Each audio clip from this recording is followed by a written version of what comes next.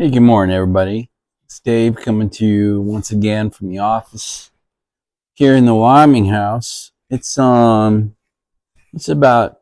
noon, 1 o'clock on Sunday afternoon. So I've gotten so many comments about the weight loss and all that I thought I'd do a couple part series on kind of what's worked for me, how I've accomplished over the last 5 months, what I've done. But I think it's going to take a couple episodes because I don't want to make a bunch of hour-long videos. So I'm going to try to break it up. We'll call this Weightloss Wisdom Part 1 or Episode 1 kind of thing. And so I guess I want to start out with Episode 1. It'll kind of be the foundation because there are some things that we need to come to an understanding with before we embark upon this, especially if you guys are going to try something or change it. So this is my story. This is what has worked for me. And so I've taken a bunch of notes because I want to do this part right. What I'm going to talk to you about is the science of weight loss as I understand it and as I've applied it. That in no way makes me right. I'm obviously not a doctor. I'm not a health specialist. I'm not trained in any of this. I have no degrees, nothing. I'm going to simply explain to you what has worked for me and the understanding upon which I've placed my actions, like the understanding of the science foundation upon which I've placed all these actions. So that's really what the intent of this episode is for. Okay, so I really don't want to hear, if you're smarter than me on this stuff, God bless you, If you disagree with my understanding of the science, God bless you. I'm not here to tell you, you have to have this understanding of science. But if you have no understanding of the science of the human body and how it processes food, at least this is a first step. And you can certainly do your own research, blow up your own theories with all that. So, but if you're a doctor or you're a trained nutritionist or something, don't spend a bunch of time telling me that I have it all wrong, because it's worked for me and I'm going to continue to use it. So the first thing is, I believe weight loss can be science-based. And we can move away from some of the traditional stuff about counting calories, calories in, calories out. It's just sort of a calorie formula, and you burn more calories than you take in, and you're going to lose weight. Well, that may or may not be true, particularly on the type of calories that you are ingesting. So, kind of my first tenet is, weight loss can be science-based. I think I've proven that over the last 5 months, and I'm going to continue to do it. And so there's some sayings I kind of liked. You size yourself in the kitchen. You shape yourself in the gym. You cannot exercise your way out of a bad diet or a bad set of eating habits. And there's no such thing as fat old people, because eventually fat people usually die prematurely of some sort of truly eating-borne disease. So those are some of the underlying tenets that the rest of this video and the rest of my videos are based upon. We'll continue on with a few more here. So my journey is not based on calorie restrictions or calorie reductions. In fact, I've never counted a calorie. I have no idea how many calories I'm consuming, and I'm not trying to restrict myself to, there's a lot of these standard, if you've done any sort of diet research, it's been, well, if the average male can get under 1,800 calories a day, he's probably going to lose weight. If you can get it down to 1,000 or even 800, like severe calorie restriction diets, you're going to lose a lot of weight. I'm leaving that behind. This is also not about me killing myself on a treadmill or something, trying to cardio or exercise my way out of bad calories. So those are things that I've stayed away from, and I firmly believe that, because I believe severe calorie restriction severe calorie restrictions and beating your brains out running the roads or running on a treadmill or whatever your choice of torture is, these are not long-term sustainable. You might be able to do them for weeks or even months, but eventually you're going to fall off. That's been my experience of myself and all the people around me. So I'm staying away from calorie restrictions. I'm staying away from talking about beating your brains out with cardio workouts. So another thing is, the process I'm following that I'm going to talk about is not weight based.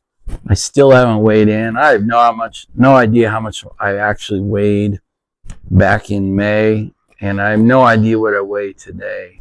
So I'm not going to talk about pounds, how much you weigh today, what your target weight is, weekly weight loss. There's all these standard things. You try to maintain a 1 to 2 pound a week weight loss program. I'm not going to go into any of that. I am not executing a weight-based, pound-based system. I'm not saying that's the right way to do it. I'm not saying that's how you should do it. I'm simply saying that is how I am doing it. So for me, the whole thing was about me getting smaller as a human being. And so my results today, I talked to you about it before. I went from a 44-inch waist in May to a 34-inch waist today. I went from a 3XL. Every time I bought sweatshirts or t-shirts or coats, everything was 3XL. And now everything I'm wearing today is a large. And I even yesterday was wearing a medium. So I've gone from 3XL to large or even medium. To me, that is exactly the kind of results I'm looking for. And in fact, 34-inch might be my target. Maybe 32. I mean, if I get into a 32-inch waist comfortably, that's taking me back 40, 45 years. I haven't been a 32-inch waist since I was in college. And I mean, I graduated college in 86. So if I can actually, I mean, that would be a dream. I thought 34s on the table, and now I'm comfortably wearing them. So if I can get to a 32-inch and wear almost all medium and large tops, man, that is total success for me. Then I'll probably step on the scale. I know my doctor said my medical fighting weight is 180 pounds. I don't know if I'm within 5 or 30 pounds of that. I just don't know. But once I get into, I've got some challenges coming up ahead. I've got to make this system continue to work. And I'm not living here by myself in Colorado. This system must translate well into a family-based, holiday-based eating schedule starting next Tuesday, like 9 days from now. And it's got to sustain it for 2 months. So the question is, can I come back in here in mid-January is when I'll be back? Can I come back at the same size I am today or even a little bit smaller? Or do I completely blow it up with the wife's cooking and the eating schedules and the holiday schedules and the cookies and all that? I'm not going to make any promises, but certainly the goal is to come back in mid-January pretty much exactly where I am now or even wearing those 32s. So that's a little bit more of the basics of this process. All right, so we'll continue on a little bit of discussion about what we're trying to do with this system and what we're not trying to do with this system. So I just wrote them down.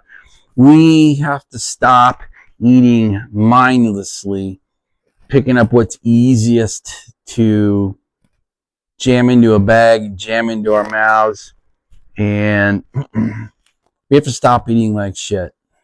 And I was. And many of you watching this, you talk about what you eat in your videos, and a lot of you eat like shit. And I think that's sort of the modern American diet. They call it MAD or standard American diet, SAD.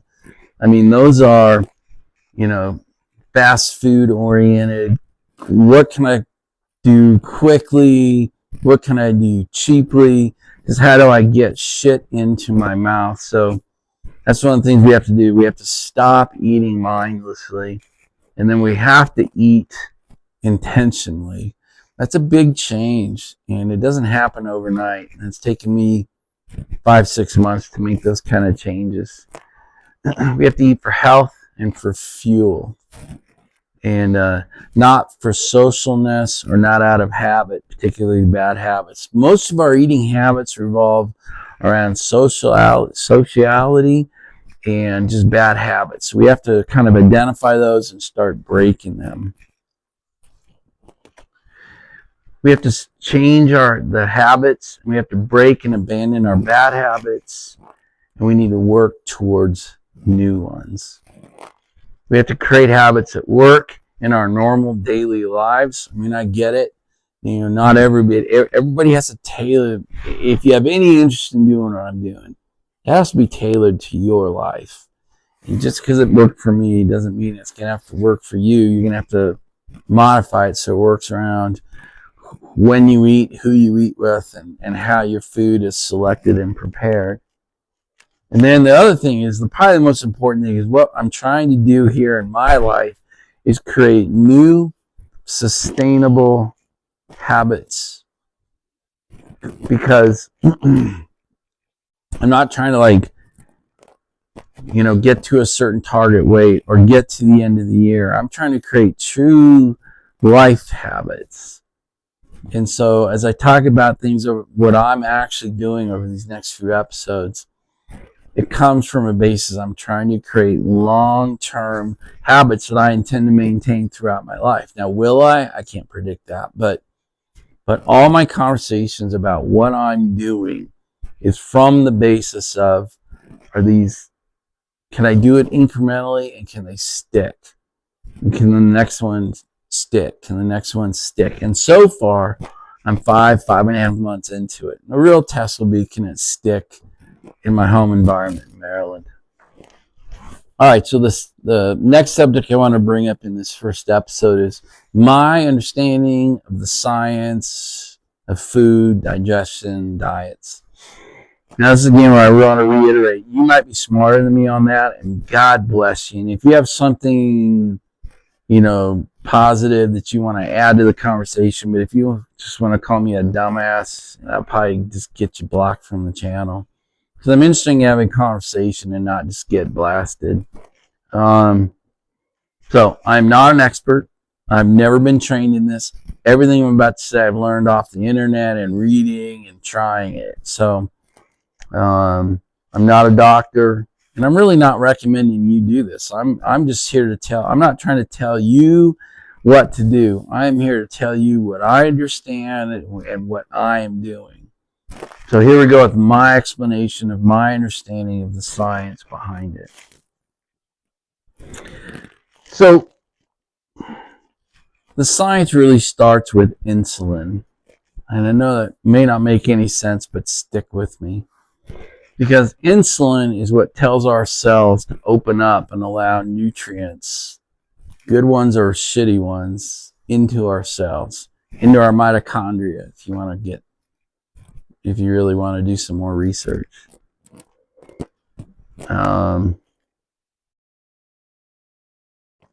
It's really the presence of insulin in our blood that creates obesity, creates pre-diabetic symptoms, or creates full-on diabetes. So we have to be able to manage the insulin levels in our blood. We have to be able to manage how much insulin's in our blood and how often is insulin in our blood. And because if we have too much insulin in our blood system too much of the day, we become what's called insulin resistant. And that's the body saying, wow, I've got to start producing more and more insulin because the normal amount of insulin isn't clearing the blood sugar out of the blood. So I got to start producing more and more insulin to take care of this blood sugar level. So that's what we're trying to do. We're trying to minimize the amount of insulin in our blood at any one time. And we're trying to minimize the amount of time in a 24-hour window that insulin is spiked or over present in our blood. That's the first foundational concept that I'd like to get across. So naturally it follows the discussion of how do you manage the insulin level in your blood? And you do that through the next step is your blood sugar level. This is something that is measured in every blood test we get done. And more people are talking about A1C, which is a longer term blood sugar. So when you get blood sugar tested, it's instant. It's right then. But your A1C gives you, how long is it? What is it? 3 months? I don't even know anymore. But so you hear about A1C is elevated. You get your A1C below 6 or something like that. And your triglycerides, you have to get those below a certain level.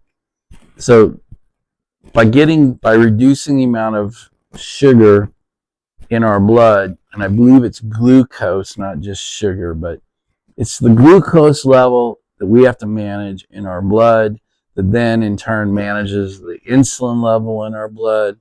So we have to talk about, how do you manage blood sugar, glucose in your bloodstream? So that's the second step. So it goes from insulin to blood sugar to the third level here. So most Americans eat that standard American diet. Lots of carbohydrates, lots of processed sugar, lots of processed salt, lots of alcohol, lots of sodas. And that keeps our blood sugar level elevated pretty much all day long, which keeps our insulin level elevated all day long, which makes us insulin resistant, pre-diabetic, or even full-blown diabetes. It's the consistent blood sugar level at a high level in our blood that causes a lot of the disease issues and not only prevents weight loss, but actually causes us to become and stay obese.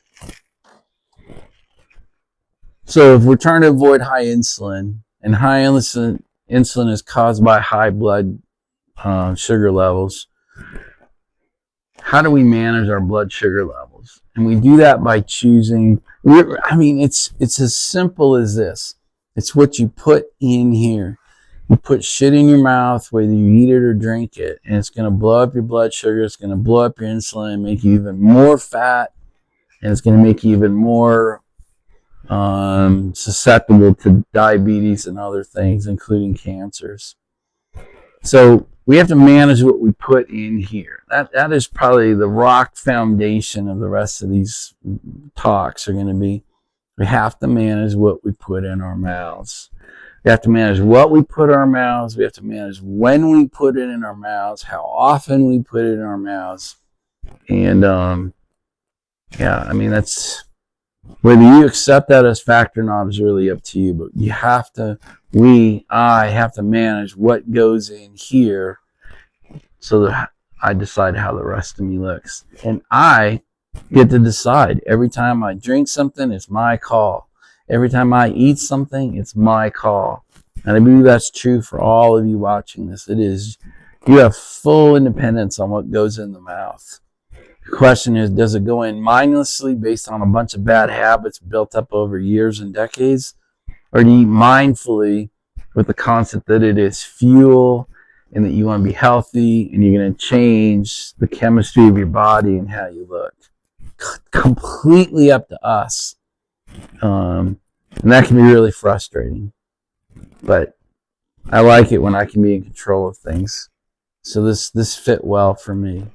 All right, so the next thing I want to talk about is some of the YouTube channels I watch to get smart, stay smart, learn different things. I'm going to give you 5. I'm going to list them here, and I'm going to try and put 5 links either in the description below, or I'll pin a first comment depending on what YouTube allows me to do. But here are the 5 I watch the most. Number 1 is a channel called Motivational Doc. DOC, Motivational Doc, all one word. The second one is a guy named Ben Azadi, A-Z-A-D-E, so it's B-E-N space A-Z-A-D-E. The third one is all one word, Insulin Resistant 1. Insulin Resistant 1, all one word. The fourth one is Dr. William Li, L-I. And the last one I'd recommend is Dr. Berg, B-E-R-G. Again, I'll put all 5 of those, if I can, as active links either in the description or a pinned first comment. Anyway, so I mean, if you just want to start your own research, which I highly recommend, don't do what this donkey says. I just have gotten so many comments over the last few days about how you wish you could do this, that you need to get back on it, that you're 3x or 4x, that you've got to get on it. So I just want to show you how simple it is. Doesn't mean easy, right? Don't confuse simple with easy, but it is very simple to do this. Anyway, so those are the 5 resources, and I think we might end the first episode here.